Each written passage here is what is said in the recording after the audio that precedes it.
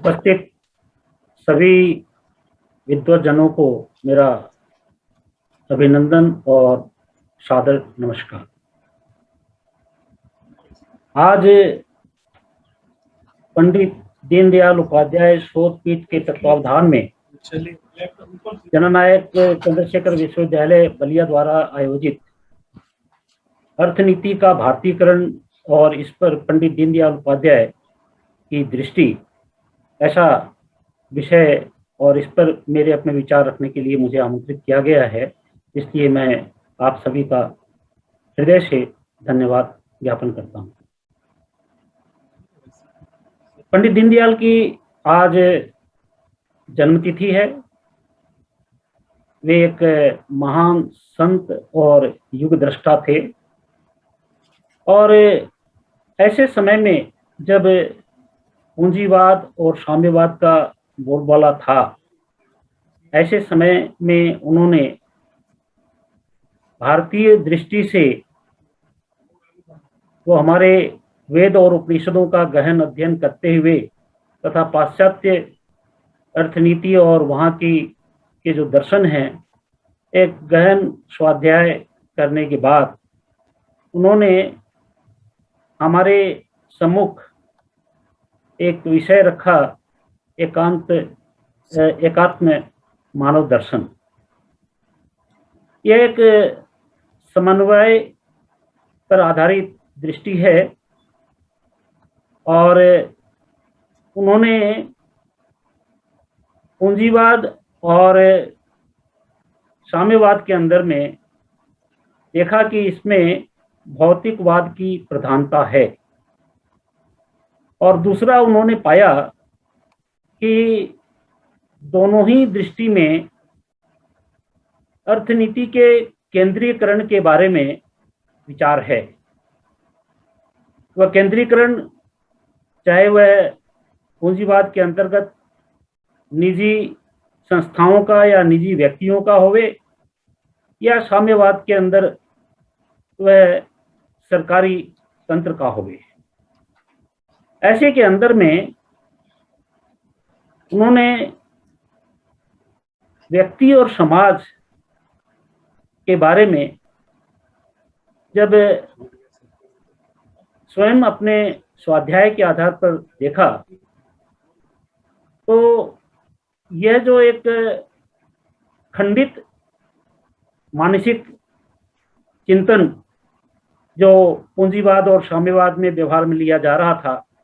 कि व्यक्ति और समाज अलग है, वहाँ उन्होंने यह पाया कि व्यक्ति समाज की इकाई है और यह अभिन्न है। भारतीय दर्शन में और विशेष करके ईशावास्योपनिषद के अंदर, जहाँ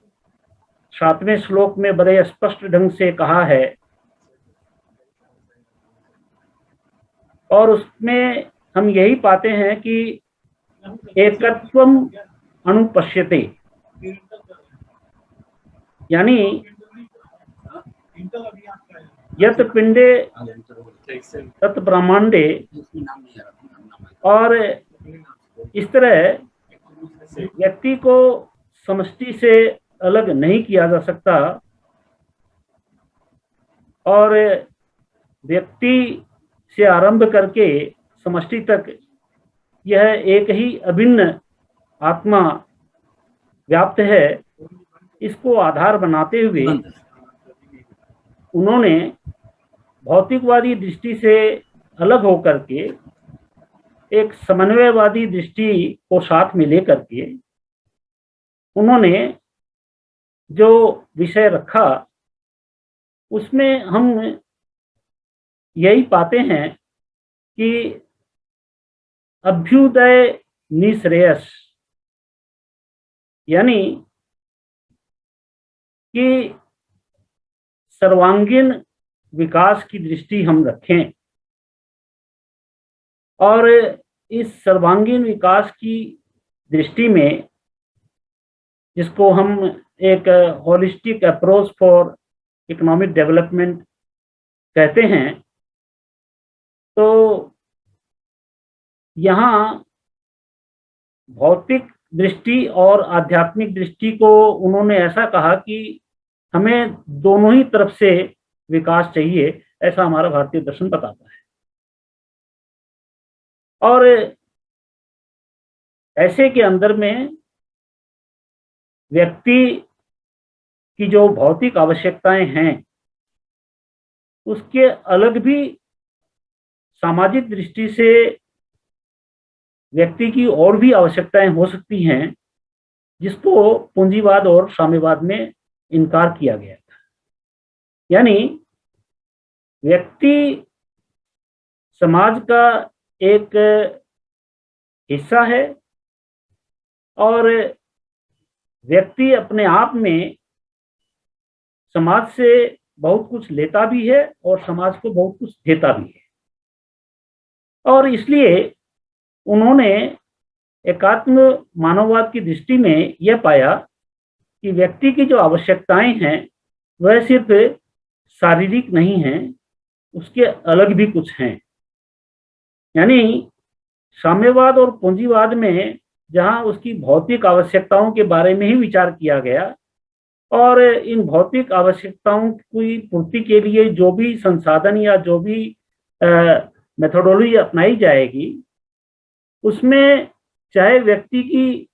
बाकी मानसिक और आत्मिक आवश्यकताओं की पूर्ति होती है या नहीं होती है, उस पर ध्यान नहीं दिया गया। तो दीनदयाल जी ने एक सूत्र दिया कि शरीर को चाहिए आहार, मन को चाहिए प्यार, बुद्धि को चाहिए विचार और आत्मा को चाहिए साक्षात्कार। तो यह जो एक दृष्टि मनुष्य के बारे में कि मनुष्य जो है वह कोई एक ऐसे ही कोई जड़ वस्तु नहीं, बल्कि एक चेतन आत्मा है जो इस पूरे शरीर को और पूरी व्यवस्था को चलाती है, और इसमें एकात्मता है, आत्मीयता इसका आधार है। हम आपसी संबंधों को एक कॉन्ट्रैक्चुअल बेसिस पर नहीं देख करके उसके अंदर में आत्मीयता का स्थान होना चाहिए। और इसी दृष्टि से जब एक फैक्ट्री का मालिक अपने श्रमिक से व्यवहार करे तो वह सिर्फ इस बात से नहीं संतुष्ट होना चाहिए कि हमने उसका पारिश्रमिक दे दिया, उसका श्रमिक के साथ कैसा व्यवहार है और उसके परिवार में तथा अन्य दृष्टि से वहाँ क्या सुविधा असुविधा है, इन सभी बातों को देखना उसका कर्तव्य होता है। यह मोटे तौर पर मैंने जो दृष्टि दी, यानी दीनदयाल जी की, मेरी अपनी नहीं। और इसको सामने रख करके आज जब हम वर्तमान आर्थिक व्यवस्था और आर्थिक स्थिति का जो अवलोकन करते हैं, तब ये देखना आवश्यक हो जाता है कि हम दीनदयाल जी की दृष्टि में जो अर्थायाम होना चाहिए, वहाँ से हम क्या कहीं भटके हुए हैं या उस दिशा में हम चल रहे हैं। और साथ ही साथ ये भी देखना जरूरी है कि वर्तमान में सारी जो वैश्विक अर्थव्यवस्था है, उस वैश्विक अर्थव्यवस्था से दुनिया के लगभग 800 करोड़ जो लोग हैं वो क्या संतुष्ट हैं या त्रस्त हैं। तो मोटी दृष्टि से जब हम देखते हैं तो हम समाज के अंदर में बहुत अधिक विषमता पाते हैं। वह ये जो वैषम्यता है, यह कई दृष्टिकोण से हम देखेंगे और इसके लिए बहुत तरह के इंडेक्स बनाए जाते हैं। पर कैपिटा का इंडेक्स बनता है, ह्यूमन डेवलपमेंट इंडेक्स बनता है, और साथ ही इस दृष्टि से भी देखा जाता है कि दुनिया के जो अलग अलग जो हिस्से हैं, उसको चाहे नॉर्थ साउथ डिवाइड कहें चाहे ईस्ट या वेस्ट की डिवाइड कहें, तो उन सब में हम पाते हैं कि जो पूरी विश्व मानवता जो है वह काफी त्रस्त है, और साथ ही साथ प्रकृति के साथ उन्होंने जो एक दृष्टि रखी थी कि प्रकृति के साथ भी हमें एक समन्वय की दृष्टि से प्रकृति का पोषण करते हुए हमें आर्थिक विकास करना है। तो वहाँ आज के दिन जो प्रकृति का जो शोषण हो रहा है, और वर्तमान में हम जानते हैं कि स्टॉकहोम अर्थ समिट से लेकर के रायो डी जेनेरो की जो 1992 की जो समिट थी, 1972 में फर्स्ट समिट स्टॉकहोम में हुई, उसके बाद 1992 में रायो डी जेनेरो में हुई, उसके बाद क्योटो प्रोटोकॉल हुआ 2005 में, और 2015 में फिर पेरिस एग्रीमेंट हुआ, और अभी आने वाले कुछ ही दिनों में 1 नवंबर से 12 नवंबर तक ग्लासगो में ये पेरिस एग्रीमेंट जो हुआ है उसके दोबारा अवलोकन के लिए सभी राष्ट्राध्यक्ष वहाँ बैठेंगे। तो अभी हाल ही में जो inter governmental panel on climate change IPCC, इसकी जो एक्शन रिपोर्ट 6 अभी जो 9 अगस्त को जो जारी हुई है, और उसमें जो आंकड़े और जो चेतावनियां दी गई है, उसके आधार पर तो ये पाते हैं कि अगर स्थिति ऐसी ही चलती रही तो जिस ढंग से ये जो ग्लोबल वार्मिंग चल रही है, और जिस तरह से गैस का जो गैस जितनी ज़्यादा बढ़ रही है, ग्रीन हाउस गैसेस, तो उन सब से यही मिलता है कि आगे आने वाले दिनों में जो कहीं तो हमें देखने में आ रहा है कि कहीं वो फ्लड होने वाली है, तो कहीं पर वो ड्रॉट होने वाला है, तो कहीं और कुछ होने वाला है,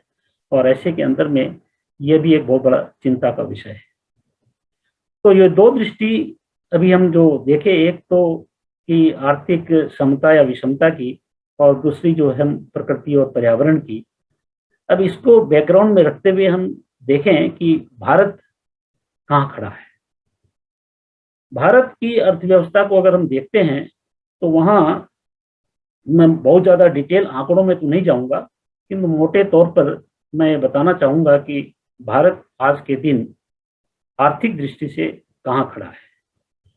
तो अभी मेरे मित्र डॉक्टर मदान जो हैं वो GDP के बारे में बता रहे थे। तो अभी दुनिया की जो एग्रीगेट GDP अगर हम देखें तो वहाँ हम पाते हैं कि दुनिया की एग्रीगेट GDP जो है, अभी जो लेटेस्ट आंकड़े मोटे तौर पर जो IMF और वर्ल्ड बैंक के जारी किए गए हैं, वो $95 ट्रिलियन के आधार पर आंकी जाती है। हम जानते हैं रुपए के हिसाब से कि यह जो 1 ट्रिलियन होता है, $1 trillion equals to 75 lakh crore rupees. तो चूंकि उस दृष्टि से हम इसका अध्ययन नहीं कर पाएंगे, इसलिए मैंने इसको ट्रिलियन डॉलर के रूप में ही बताना चाहा। तो वैसे अगर हम देखें तो आज के दिन यूनाइटेड स्टेट्स की जो GDP में जो शेयर है वह 95 ट्रिलियन के अंदर में 21 ट्रिलियन डॉलर के आसपास है, जो कि दुनिया की GDP का लगभग 20% है। और जहाँ तक चाइना का सवाल है, उसकी GDP लगभग आज के दिन 16 ट्रिलियन डॉलर के आसपास है, और भारत की GDP जो है जो 3 ट्रिलियन के आसपास हुआ करती थी, अभी जो है कोविड के दौरान कुछ श्रिंकिंग हुई है और वह 2.7 ट्रिलियन के आसपास है। इसको अगर हम परसेंटेज के रूप में देखते हैं तो US की GDP टोटल GDP का 20% लगभग है, और चाइना की GDP देखें तो ये कह सकते हैं कि लगभग 15% है, और भारत की GDP अगर देखें तो अभी आप उसको 2.5% या जोर सुविधा के हिसाब से 3% समझ सकते हैं। अब इसको साथ ही साथ अगर हम इसके पॉपुलेशन की दृष्टि से कंपेयर करके अगर मिलाएं तो यूनाइटेड स्टेट्स की पॉपुलेशन जो है दुनिया की 785 करोड़ की पॉपुलेशन के अंदर में लगभग 35 करोड़ है, जो मोटे तौर पर 5% ऑफ द वर्ल्ड पॉपुलेशन, और GDP की दृष्टि से देखें तो 20% ऑफ द वर्ल्ड GDP। वहीं चाइना को अगर देखें तो ये लगभग 20% मोटे तौर पर 20% ऑफ द ग्लोबल पॉपुलेशन, और समझिए कि 15 और 16% ऑफ द ग्लोबल जीडीपी, यानी कहीं ना कहीं वो अपने पॉपुलेशन और जीडीपी में एक तालमेल है। भारत को जब देखते हैं तो हमारी जो पॉपुलेशन लगभग 135 या 37 करोड़, जो भी अभी 2021 में अभी जो आंकड़े आएंगे उसमें पता चल जाएगा, तो लगभग 140 करोड़ के आसपास की उम्मीद है। तो ऐसे में दुनिया की पॉपुलेशन का 18% है, और जीडीपी के मामले में भारत जो है 3% है। तो ये मोटे तौर पर अगर हम पॉपुलेशन और जीडीपी का रेशियो देखते हैं तो स्थिति बड़ी ही थोड़ी कष्टदायक सी लगती है, संतोषजनक तो है ही नहीं। क्योंकि जहां US 5% of the global GDP, 5% of the global population and 20% of the global GDP है, वहीं मोटे तौर पर हम बिल्कुल उसके रिवर्स पोजीशन में हैं, यानी 18% of the global population and only 3% of the global GDP, और चाइना लगभग पॉपुलेशन के हिसाब से उसके नजदीक है। तो इस व्यवस्था या इस विषमता को हम कैसे दूर कर सकते हैं, और साथ ही एक ये बात भी बड़े चौंकाने वाली है कि भारत के अंदर में भी जो है, भारत की जो जीडीपी है उसके अंदर में भी आर्थिक विषमता बहुत बढ़ती जा रही है, और ये भी एक बहुत बड़ा चिंता का विषय बन रहा है कि एक तरफ जो है पिछले 30 वर्षों के इकोनॉमिक रिफॉर्म्स में न्यू इकोनॉमिक पॉलिसी जब 24 जुलाई 1991 को अनाउंस की गई थी, और अब जो है 2021 में, तो यहाँ पर भी जो है 30 सालों के अंदर में जो हम मोटे तौर पर देखेंगे तो यहाँ पर भी जो इनकम डिस्पैरिटी काफ़ी बड़ी है। और टोटालिटी में जब हम देखते हैं तो पर कैपिटा इनकम के आधार पर भारत की जो पोजीशनिंग है 192 देशों में, वहाँ हम पर कैपिटा के दृष्टि से 141 है, और ह्यूमन डेवलपमेंट इंडेक्स के हिसाब से देखेंगे तो 129 पोजीशन पर है। तो यह दृष्टि तो ठीक है, अगर हम लोग आशावादी दृष्टिकोण, संतुष्टि का दृष्टिकोण रखते हैं तो ये बताया जाता है कि we are the 5th largest, किंतु वो 5th लार्जेस्ट एब्सोल्यूट टर्म में कोई माने नहीं रखता है। जब हम अपनी पॉपुलेशन को देखते हैं तो वहाँ हम पाते हैं कि पर कैपिटा में हम जो है बहुत पीछे हैं, 141 है, ठीक है ना। अब एक और बात आज के प्रसंग में मैं ये बताना चाहूँगा कि वर्ल्ड जीडीपी को मापने के दो तरीके हैं, एक तो उसकी नॉमिनल एक्सचेंज रेट है, और दूसरी जो है उसकी परचेजिंग पावर पेरिटी की रेट है। परचेजिंग पावर पेरिटी का मतलब हम साफ साफ जानते हैं कि जो चीज़, जो वस्तु यूनाइटेड स्टेट्स में आप $1 में खरीदते हैं, उसके इक्विवेलेंट 75 रुपया इंडिया में नहीं देना पड़ता। वहाँ अगर एक कप चाय हम $1 में लेते हैं तो यहाँ एक कप चाय ज़्यादा से ज़्यादा बड़े से बड़े शहरों में 10 रुपये मिल जाएगी, आपको चलती ट्रेन में भी मिल जाएगी। और इस तरह बहुत सारी चीज़ों को देखते हैं तो वहाँ इंटरनेशनल मॉनेटरी फंड ने हमारे जो परचेजिंग पावर पेरिटी के हिसाब से जो एक्सचेंज रेट के आधार पर उन्होंने जो पाया है, वह अभी 17-18 रुपए के आसपास एक्सचेंज रेट हमारी बनती है US डॉलर की तुलना में। और उस दृष्टि से जहां हमारी नॉमिनल एक्सचेंज रेट के आधार पर हमारी जीडीपी $2.7 ट्रिलियन है, वहीं जो है परचेजिंग पावर पेरिटी के हिसाब से अगर हम जाएंगे तो हमारी जीडीपी जो है $10 ट्रिलियन के आसपास आती है। और इस परचेजिंग पावर पेरिटी को अगर हम कंपेयर करते हैं यूनाइटेड स्टेट्स से, तो यूनाइटेड स्टेट्स की जो पर कैपिटा बेसिस पर जो जीडीपी है वह लगभग $22 ट्रिलियन है, और चाइना की जो जीडीपी है वह लगभग $27 ट्रिलियन है। यानी चाइना नंबर 1 पर है, यूनाइटेड स्टेट्स नंबर 2 पर है, और भारत वहाँ 3rd largest economy purchasing power parity के आधार पर बनता है। तभी एक सवाल खड़ा होता है कि भी ये जो जुड़ी जीडीपी मापने का जो तरीका है यह क्या होना चाहिए, ये क्या नॉमिनल एक्सचेंज रेट पर होना चाहिए या परचेजिंग पावर पेरिटी के आधार पर होना चाहिए। किंतु जानकारी के लिए दोनों बातें मैंने आपको बताई। अब इन दोनों को देखने के बाद सवाल ये खड़ा होता है कि वर्तमान में हमारी जो एक्सचेंज रेट है, यानी $1 के पीछे 75 रुपए, क्या वह जस्टिफाइड है या इसमें कुछ सुधार की आवश्यकता है? क्योंकि वर्ल्ड वाइड जब हम कंपेयर करेंगे तो हमको डॉलर टर्म पर ही करना पड़ेगा, as long as dollar remains the international currency of reserve. तो उसमें मैं थोड़ा सा पृष्ठभूमि में बताना चाहूंगा कि 1980 के अंदर में हमारी जो एक्सचेंज रेट थी डॉलर की तुलना में, वह 8 रुपया पर यूएस डॉलर हुआ करती थी। यानी 8 के अब हम 80 के लगभग हो गए, 75 कहिए 80 कहिए सुविधा की दृष्टि से, यानी 10 टाइम्स हमारा डिवेल्यूएशन हुआ। और उसी समय चाइना की जो एक्सचेंज रेट थी वह 8 युआन पर यूएस डॉलर थी। यानी चाइना और इंडिया 1980 में लगभग एक ही जगह पर थे। चाइना आज के दिन जो है वह 8 का 6 है और हम 8 के 80, 6 का 6.25 थोड़ा बहुत वेरिएंस होता है। किंतु चाइना की इकोनॉमी जो है एक्सचेंज रेट की दृष्टि से वो फिक्स्ड एक्सचेंज रेट को मेंटेन करते हुए अपनी जीडीपी की साइज में भी वो काफी तरक्की की है,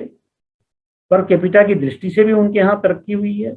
और पॉवर्टी के एंगल से भी देखेंगे तो एज कम्पेयर टू इंडिया वहाँ पॉवर्टी भी कम है। हालांकि दीनदयाल जी के दृष्टिकोण से देखेंगे तो वहाँ पर व्यक्तिगत स्वतंत्रता न होने की वजह से व्यक्ति और समाज की जो खाई है वो काफी ज्यादा है। मानवीय दृष्टि से हम ये नहीं कर सकते कि चाइना जो है हमसे काफी आगे है, बल्कि जो अभी भौतिकवादी दृष्टि से जो कंपेयर करते हैं वहां पर चाइना जो है इस दृष्टि से इकोनॉमिक पर्सपेक्टिव से, इकोनॉमिक पॉलिसी पर्सपेक्टिव से चाइना हमसे काफी आगे बढ़ता है। तो यहाँ मैंने जो अध्ययन किया है और मैं जो समझता हूँ कि भारत की जो एक्सचेंज रेट यूएस के साथ में अभी जो चल रही है, इसमें कहीं ना कहीं कुछ न कुछ पॉलिसी एरर्स हुए हैं। और इसका मैंने जो अध्ययन किया कि इसमें दो ही बातें बताई जाती थी जब पॉलिसी मेकर्स इसके बारे में सोचते थे कि भाई एक्सचेंज रेट अगर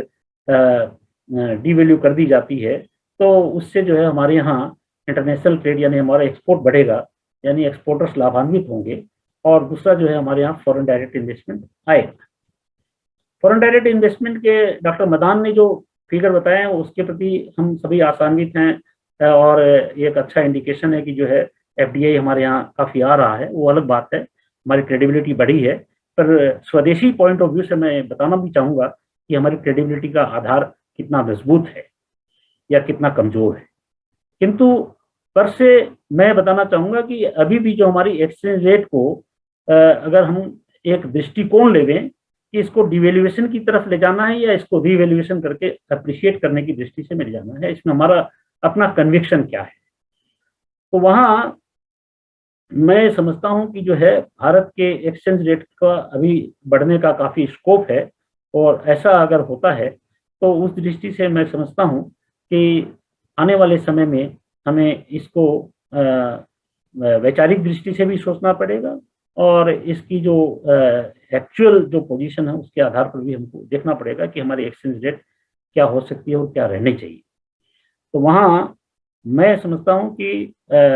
अभी जो एक्सचेंज रेट हमारी जो चल रही है उसमें कहीं ना कहीं ऐसी पॉलिसी एरर्स रही हैं, और जिसके कारण से ऐसा समझा जा रहा था कि हमारा एक्सपोर्ट बढ़ेगा। वो एक्सपोर्ट हमारे डिवेल्युएशन की दृष्टि से, हमारा डिवेल्युएशन करने से एक्सपोर्ट बढ़ेगा, ऐसा कोई कोरिलेशन हमें सही दृष्टि से मिला नहीं है। और उसी दृष्टि से जो एक्सचेंज रेट के गिरने से यानी डिवेल्युएशन होने से हमारा एफडीआई बढ़ेगा, ऐसा भी नहीं हुआ। दोनों को अगर हम चाइना से कंपेयर करके देखते हैं तो उसमें भी हम ये पाते हैं कि चाइना की एक्सचेंज रेट की स्टेबिलिटी के बावजूद भी वहाँ एफडीआई हमारी तुलना में 10 टाइम्स ज़्यादा आया है, और जो एक्सपोर्ट भी हुआ है वो इंडिया की तुलना में काफ़ी ज़्यादा हुआ है। तो ऐसी दृष्टि से अगर हम देखें तो मैं समझ रहा हूँ कि अभी वर्तमान में जैसा कि हमारे प्रधानमंत्री नरेंद्र मोदी जी एक विचार रखते हैं कि हमें 5 ट्रिलियन इकोनॉमी की तरफ आगे बढ़ना है, तो उनका क्या है 5 ट्रिलियन इकोनॉमी का सपना सच है या फिर इसके अंदर में कुछ और सोचने की आवश्यकता है। मैं समझता हूं कि अगर ये एक्सचेंज रेट को सही दृष्टि से अगर हम अपने सारे पहलुओं को ठीक से विचार करें तो अभी वर्तमान में अगर हम नॉमिनल एक्सचेंज रेट को भी लेते हैं तो इसमें जो सबसे बड़ा जो कारण है वो डिमांड और सप्लाई का है। यानी हमारा जो है एक्सपोर्ट कम है और इम्पोर्ट ज़्यादा है, और इसकी वजह से जो हमारे ट्रेड अकाउंट डेफिसिट जो हो रही है प्रत्येक साल, उस ट्रेड डेफिसिट को पूरा करने के लिए हमको एक्सटर्नल डेट लेना पड़ता है, या हमको उसके एवज में हमको कोई फॉरेन कैपिटल, यानी जो आपके व्यापार घाटा जो होता है, उस व्यापार घाटे को पूर्ति करने के लिए आपके पास में 3 ही साधन हैं। या तो आप उसकी घाटे की पूर्ति फॉरेन डेट्स के द्वारा करें, या फिर जो है आप उसको इक्विटी में लेवें, यानी फॉरेन डायरेक्ट इन्वेस्टमेंट में लेवें, या फिर स्टॉक मार्केट के अंदर में जो है फॉरेन इंस्टीट्यूशनल इन्वेस्टर्स को आप आने दें। और ऐसा अगर करते जाते हैं तो एक स्टेज ऐसी आती है, जैसा कि 1990 में आई थी, कि फॉरेन डेट सर्विस की प्रॉब्लम भी आ जाती है। किंतु अभी मेरे मित्र ने बताया कि जो है 1990 में जो हमारी स्थिति जो आ गई थी कि हमारे पास फॉरेन एक्सचेंज रिजर्व हमारा घट करके मात्र $1.5 बिलियन रह गया था, और हम 2 हफ्ते से ज़्यादा का इम्पोर्ट नहीं कर सकते थे। उसकी तुलना में वर्तमान में हमारा फॉरेन एक्सचेंज रिजर्व काफ़ी ज़्यादा है। तो फॉरेन एक्सचेंज रिजर्व तो ज़्यादा है, किंतु ये फॉरेन एक्सचेंज रिजर्व का कॉम्पोनेंट क्या है? फॉरेन एक्सचेंज रिजर्व हमारे कोई एक्सपोर्ट सरप्लस से नहीं हुआ है, हमारी अर्निंग से नहीं हुआ है। ये फॉरेन एक्सचेंज रिजर्व जो है ये बना है हमारे लगातार जो फॉरेन डेट से जो हम अपने घाटे को जो पूरा करते हैं। यानी अभी अगर हम देखेंगे तो लगभग $550 बिलियन का हमारे यहाँ फॉरेन डेट है। और दूसरी तरफ जो है हमारे यहाँ फॉरेन डायरेक्ट इन्वेस्टमेंट और फॉरेन इक्विटी इन्वेस्टमेंट जो आया हुआ है, उसकी भी जो मात्रा है वह भी लगभग जो है आज के दिन $500 बिलियन से ज़्यादा है क्यूमुलेटिव। यानी $1 ट्रिलियन से ज़्यादा जो है हमारे ऊपर में आज के दिन फॉरेन कैपिटल का बोझ है, और उसकी तुलना में हमारे पास जो रिजर्व है वो $600 बिलियन है। यानी उसके अंदर में भी डेफिसिट है, यानी वो कैपिटल हमारी अपनी नहीं है, उसको हम कहते हैं रिजर्व, किंतु वो लायबिलिटी है। इस तथ्य को जरा समझ करके चलना। और ऐसे के अंदर में जो परमानेंट सॉल्यूशन जो स्वदेशी दृष्टि से हम देखते हैं कि यह जो अभी फॉरेन एक्सचेंज रिजर्व है यह बहुत स्थायी नहीं है, और ये हमारी लायबिलिटी है। इससे उभरने के लिए हमें आगे क्या करना है? तो आगे करने के लिए हमें अपने स्वदेशी वस्तुओं को, उसकी गुणवत्ता को बढ़ाना पड़ेगा, और उसकी प्रतियोगितात्मक को बढ़ाना पड़ेगा। यानी क्वालिटेटिव चेंज और कॉम्पिटिटिव चेंज हमको लाना होगा। यह मैंने मोटे तौर पर बताया। और अगर ऐसा हम कर पाते हैं तो हमारा इंपोर्ट घटेगा, और इंपोर्ट के घटने से कहीं ना कहीं एक ऐसी स्थिति आएगी कि जो हमारा जो आज के दिन जो ट्रेड अकाउंट डेफिसिट जो पिछले 50 सालों से चल रहा है, 7 एक्सेप्ट फ्यू ईयर्स, कि जहां हमारा ट्रेड सरप्लस भी या करंट अकाउंट सरप्लस हुआ है, इन डिसाइड्स दैट हमारे यहाँ जो एक करंट अकाउंट डेफिसिट जो चल रही है और उसको हम पूरा करते हैं फॉरेन कैपिटल से, उससे उभरने के लिए, क्योंकि ये तो टेम्पररी बात है, लॉन्ग टर्म में कहीं ना कहीं जाकर के वो थोड़ा जो है फूटेगा और फिर 1991 वाली सिचुएशन बन सकती है। इसके लिए लॉन्ग टर्म सॉल्यूशन है कि हम अपने स्वदेशी प्रोडक्ट्स की क्वालिटी को और कॉम्पिटिटिवनेस को बढ़ाएं।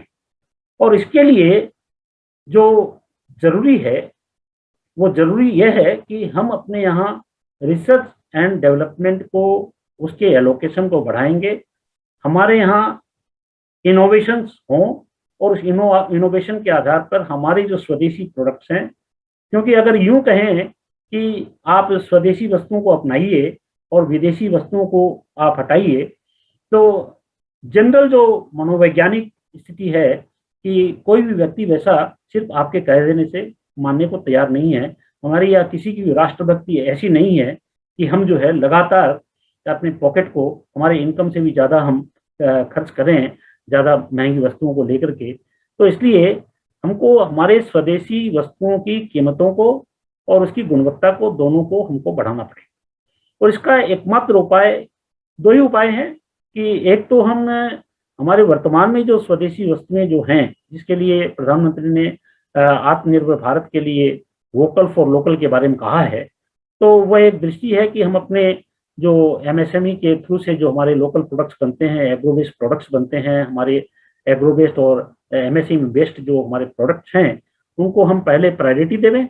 उनकी मार्केटिंग की व्यवस्था सही करें, और हमारे फार्मर्स को और हमारे एमएसएमई वालों को अगर रेमुनरेटिव प्राइसेस मिलती हैं और उनको अगर मार्केट सपोर्ट मिलता है,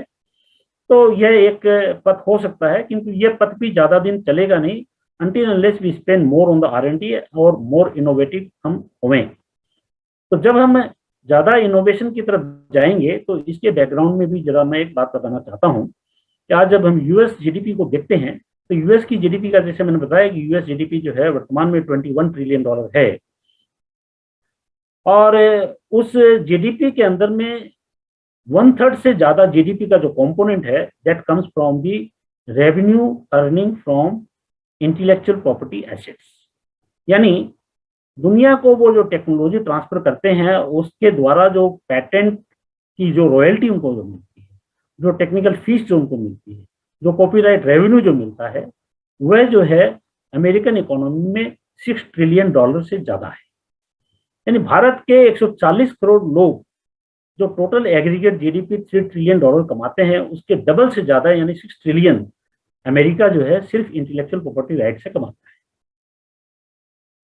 और आज के दिन ये भी मैं बताना चाहूंगा कि एक समय था जब सारी दुनिया जो है एग्रो इकोनॉमी पर बेस्ड थी और उस समय नेचुरल रिसोर्सेस के आधार पर ही जो है हम चलते थे। किंतु ग्रेजुअली जैसा इंडस्ट्रियल रिवॉल्यूशन हुआ तो कैपिटल रिसोर्सेज की आवश्यकता हुई और आज के दिन जब हम नॉलेज एरा में एंट्री ले लिए हैं तो ह्यूमन रिसोर्स की आवश्यकता ज़्यादा है। यानी इकोनॉमिक रिसोर्सेज को अगर हम देखें कि हमारे पास क्या इकोनॉमिक रिसोर्सेज है, अगर हम स्वदेशी दृष्टि से आगे बढ़ना चाहते हैं तो इकोनॉमिक रिसोर्सेज को हम 3 दृष्टि से देख सकते हैं। वो हैं नेचुरल रिसोर्स, कैपिटल रिसोर्स और ह्यूमन रिसोर्स। और इन तीनों में अगर हम देखें कि हम हिंदुस्तान की ताकत को कहाँ पाते हैं as compare to other countries, वहाँ हम देखेंगे कि अभी वर्ल्ड बैंक का जो एक अध्ययन है उस अध्ययन में वो कहते हैं कि अगर तीनों तरह के रिसोर्सेस के वेटेज को अगर देखा जाए तो उसमें कैपिटल रिसोर्स का वेटेज जो है आउट ऑफ 100 सिर्फ 16 है और नेचुरल रिसोर्सेज का जो वेटेज है आउट ऑफ 100 20 है और ह्यूमन रिसोर्स का जो वेटेज है यानी मानव संसाधन का वो आउट ऑफ 100 वो 64 है। यानी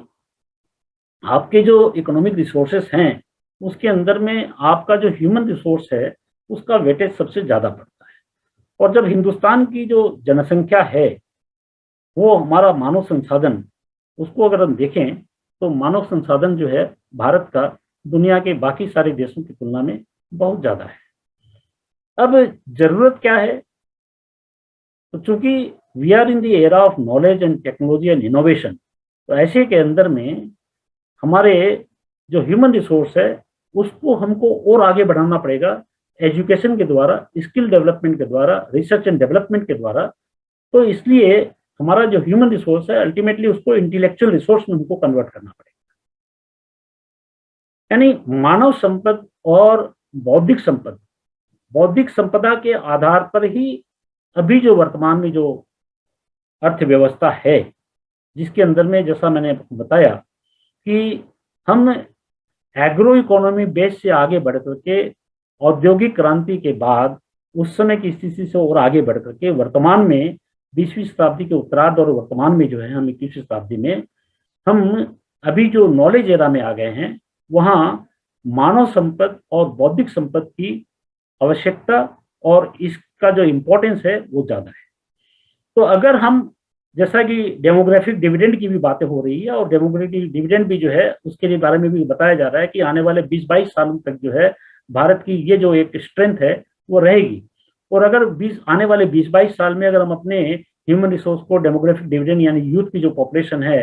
कि 65% पीपल जो है आपके 18 to 35 के एज वाले हैं, ये डेमोग्राफिक डिविडेंड जो है आपको तभी मिल सकता है जब आपका इंटेलेक्चुअल रिसोर्स बढ़े। आपके यहाँ जो स्किल इंडिया की जो प्रोजेक्ट है, स्टैंड अप इंडिया की जो प्रोजेक्ट है, स्किल डेवलपमेंट की जो प्रोजेक्ट है और स्टार्टअप की जो प्रोजेक्ट है और मेक इन इंडिया की जो प्रोजेक्ट्स हैं, इन सारी चीज़ों को अगर आप काम में लेते हैं तब आप सही माने में एक आत्मनिर्भर भारत, एक स्वावलंबी भारत, एक स्वदेशी वस्तुओं पर आधारित भारत का निर्माण कर सकेंगे। क्योंकि आपके जो स्वदेशी जो प्रोडक्ट्स हैं आज के दिन, चाहे वो इलेक्ट्रॉनिक हो, चाहे इलेक्ट्रिकल हो, चाहे ऑटोमोबाइल्स हो, जिस किसी प्रोडक्ट को आप देख लें या टेलीकॉम बेस्ड हो, ये सारे के सारे प्रोडक्ट जिस लैपटॉप के माध्यम से और जिस टेक्नोलॉजी के माध्यम से मैं आपसे बात कर रहा हूँ ये सारी की सारी फॉरेन टेक्नोलॉजी। यानी आपको विदेशी पूंजी पर निर्भर न रह करके, आपको विदेशी तकनीक पर निर्भर न रह करके आपको स्वदेशी पूंजी का निर्माण करना पड़ेगा, आपको स्वदेशी तकनीक का निर्माण करना पड़ेगा। भारत के जो भी नवयुवक हैं उनके लिए आपको रिसर्च एंड डेवलपमेंट के इंफ्रास्ट्रक्चर यहाँ तैयार करने पड़ेंगे, और उन रिसर्च एंड डेवलपमेंट सेंटर्स के अंदर में हमारे जो IITians हैं और हमारे यहाँ के जो साइंटिस्ट हैं उनके लिए आपको बजट में प्रावधान करके उनको यहाँ पर नियुक्त करना पड़ेगा, ताकि हमारे जो भारत के युवक जो बाहर जाकर के आज, वो चाहे गूगल हो, चाहे वो एप्पल हो, चाहे वो बाकी जो डिजिटल इकोनॉमी बेस्ड जो कंपनियां हैं, टेक बेस्ड कंपनियां हैं, उनमें जो काम कर रहे हैं और वहां से वो इन्वेंशन हो रहे हैं और वो इन्वेंटेड टेक्नोलॉजी फिर हमारे यहाँ आ रही है और उसका हम भुगतान फिर पेटेंट के रॉयल्टी के रूप में चुका रहे हैं। ऐसा नहीं हो करके हमें हमारे यहाँ स्वदेशी रिसर्च एंड डेवलपमेंट के बजट को बढ़ाना पड़ेगा। यह मैं आपको बता दूं कि अभी हम अपनी GDP का 0.67% ही जो है हम R&D में खर्च करते हैं, जबकि अमेरिका जो है उनकी इनहेंस्ड GDP, हम अपने $2.7 ट्रिलियन का 0.67% स्पेंड करते हैं। अमेरिका जो है अपनी 21 ट्रिलियन इकोनॉमी का 2.5% वहां स्पेंड करता है। चाइना भी जो है अपनी 15 या 16 ट्रिलियन डॉलर की इकोनॉमी का 2.6% वहां R&D में इन्वेस्ट करता है। यानी उनकी जो R&D की एग्रीगेट स्पेंडिंग जो है वो इतनी ज्यादा है, हमसे कई गुना ज्यादा है। और इसका नतीजा ये है कि जो पैटेंट जो फाइल होते हैं, अमेरिका में 3 लाख से ज्यादा पैटेंट फाइल होते हैं और चाइना में आज के दिन 13 से 14 लाख के पैटेंट फाइल होते हैं, जबकि भारतवर्ष में सिर्फ पैटेंट 50,000 के लगभग फाइल होते हैं। उस 50,000 पैटेंट के अंदर में भी जो 80% जो पैटेंट होते हैं वो मल्टीनेशनल कंपनी द्वारा फाइल किए जाते हैं, और हमारे हिंदुस्तान के जो 10,000 पैटेंट बाकी जो देशी जो होते हैं उसके अंदर में भी 80% पैटेंट जो हैं वो सिर्फ सरकारी रिसर्च इंस्टीट्यूशन यानी CSIR या इंडियन इंस्टीट्यूट ऑफ साइंसेस या IIT या हमारी जो सरकारी जो यूनिवर्सिटीज हैं उनके द्वारा फाइल किए जा रहे हैं। प्राइवेट सेक्टर का जो स्पेंडिंग है R&D में वो बिल्कुल नगण्य है, और प्राइवेट सेक्टर के जो पैटेंट्स हैं वो भी सिर्फ फार्मास्यूटिकल में और इंफॉर्मेशन टेक्नोलॉजी में ही जाते हैं। यानी जब तक हम मैन्युफैक्चरिंग सेक्टर को, और इस मैन्युफैक्चरिंग सेक्टर को भी जब हम अवलोकन करेंगे तो ये हमारा जो GDP है $2.7 ट्रिलियन का, उसको भी अगर हम हिस्से में बांटते हैं तो उसमें 15% लगभग जो है एग्रीकल्चर से आता है, 25% इंक्लूडिंग कंस्ट्रक्शन वो हमारे मैन्युफैक्चरिंग से आता है, और बाकी लगभग 60% जो है सर्विसेज सेक्टर से आता है। एम्प्लॉयमेंट जनरेशन कहाँ से होगा? एम्प्लॉयमेंट जनरेशन मैन्युफैक्चरिंग से हो सकता है, चाहे वो MSME हो चाहे वो लार्ज स्केल हो। MSME बल्कि ज्यादा एम्प्लॉयमेंट देती है। चाइना में मैन्युफैक्चरिंग सेक्टर वहाँ 50% ऑफ द GDP कंट्रीब्यूट करता है, और इसलिए वहाँ एम्प्लॉयमेंट जनरेशन ज्यादा है। दीनदयाल जी की जो दृष्टि है उसके आधार पर जो भी हम अर्थनीति लेवें उसमें रोजगार का सृजन ज्यादा होना चाहिए। आज हमारे यहाँ जो इकोनॉमिक ग्रोथ की जो बात बता रहे हैं कि हम 1950 टू 1980 के अंदर में 3.8% एवरेज से, फिर 80 टू 90 के अंदर में 5.6% से चल करके, और वर्तमान में जो है हम ईयर 2000 के बाद से 6.5% की एवरेज ग्रोथ रेट में जा रहे हैं। तो ये जो इकोनॉमिक ग्रोथ रेट के जो आंकड़े हैं, ये ग्रोथ रेट जरूर हो सकती है, लेकिन इससे इनकम डिस्पैरिटी बढ़ रही है। इससे हमारी एग्रीगेट GDP जो है वर्ल्ड के प्रोपोर्शन में हमारी कोई बहुत ज्यादा हम आगे बढ़ पा रहे हैं ऐसा भी नहीं है, और साथ ही साथ इसके आधार पर जो है हम कोई एम्प्लॉयमेंट जनरेट कर पा रहे हो ऐसा भी नहीं है। आज के दिन हमारे जो इकोनॉमिक्स के जो भी हम ऑब्जेक्टिव कहें दीनदयाल जी की दृष्टि में, तो मैं कहता हूं कि अर्थशास्त्र का जो उद्देश्य है वो उनके अर्थायाम के हिसाब से यही होता है कि अर्थ का न तो अभाव होना चाहिए और न उसका प्रभाव होना चाहिए। तो इन दोनों ही दृष्टि से बचने के लिए अगर हम अर्थ के अभाव को दूर करना चाहेंगे तो हमको हमारी आर्थिक नीतियों को इस दृष्टि से ले जाना पड़ेगा जिससे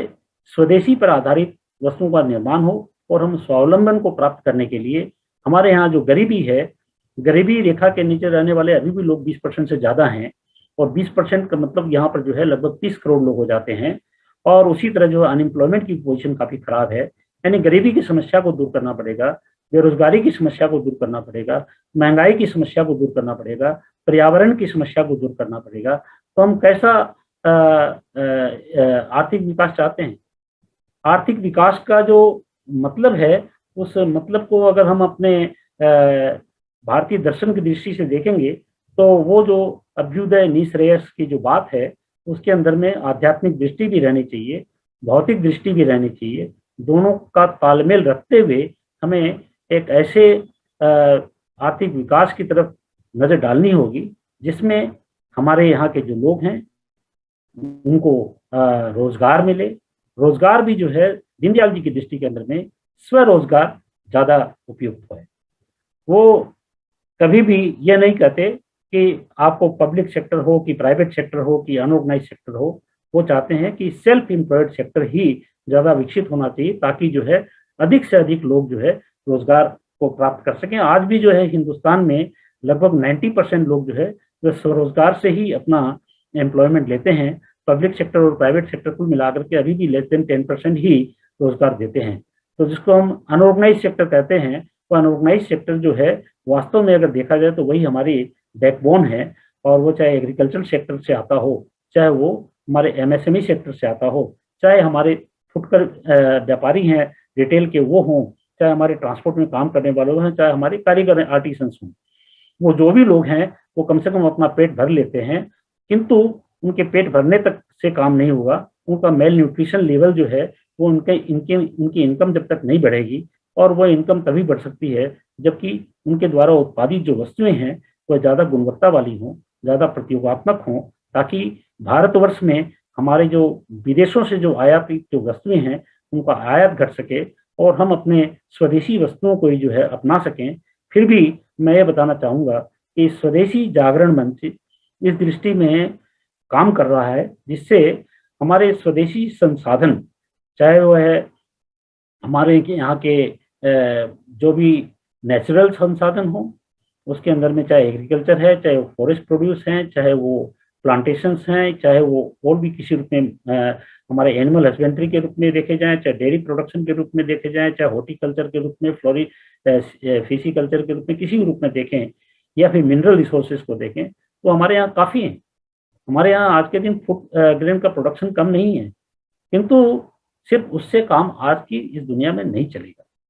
उसका जो भी मूल्यांकन है, चाहे सरकार एमएसपी दे रही हो, किंतु फिर भी अगर आप देखेंगे तो इंडस्ट्रियल गुड्स के जिस तरह से के दाम बढ़े हैं, एग्रीकल्चरल गुड्स के दाम उतने ज़्यादा नहीं बढ़े हैं। और इसलिए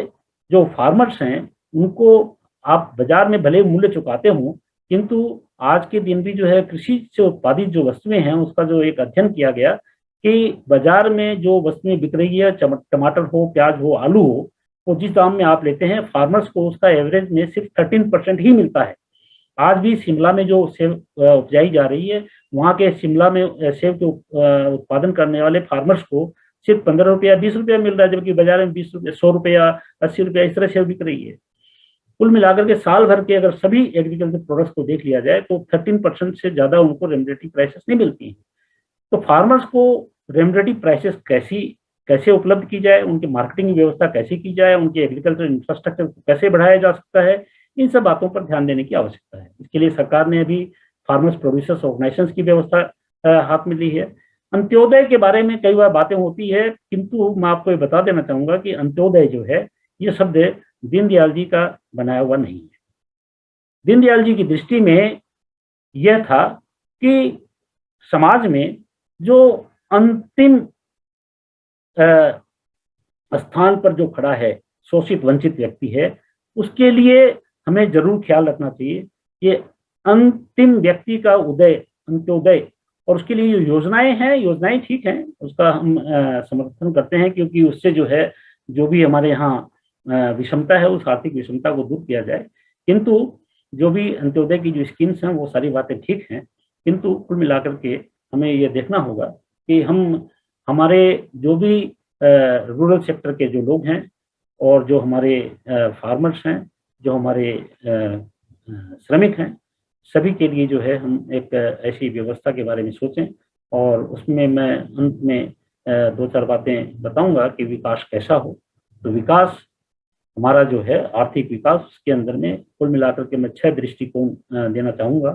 कि पहला जो है विकास जो हो वो गरीब पर आधारित हो, गरीबी को दूर करें। दूसरा जो है विकास जो है हमारा हो ग्राम पर आधारित विकास हो, रूरल इंटेंसिव या रूरल सेंट्रिक, पोर सेंट्रिक। और तीसरा जो हमारा विकास है वो रोजगार सेंट्रिक हो, यानी एम्प्लॉयमेंट सेंट्रिक होना चाहिए, यानी गरीब सेंट्रिक हो, रूरल सेंट्रिक हो, एम्प्लॉयमेंट सेंट्रिक हो, और चौथा जो है वो विकेंद्रित व्यवस्था वाला होना चाहिए। क्योंकि दीनदयाल जी ने जो है हमेशा इस, जैसा मैंने पहले बताया भी था कि वह चाहे किसी भी रूप का हो, वो पूंजीवादी व्यवस्था में, चाहे साम्यवादी व्यवस्था में या समाजवादी व्यवस्था में, उसमें केंद्रीयकरण की बात है, तो दीनदयाल जी एक केंद्र की व्यवस्था चाहते हैं। तो ये चौथा जो मैंने बताया कि विकेंद्रित विकास हो, पांचवा जो है पर्यावरण को दृष्टि में रख करके हो, और छठा और सबसे इंपॉर्टेंट जो है वह धर्म और संस्कृति पर आधारित विकास होना चाहिए। यानी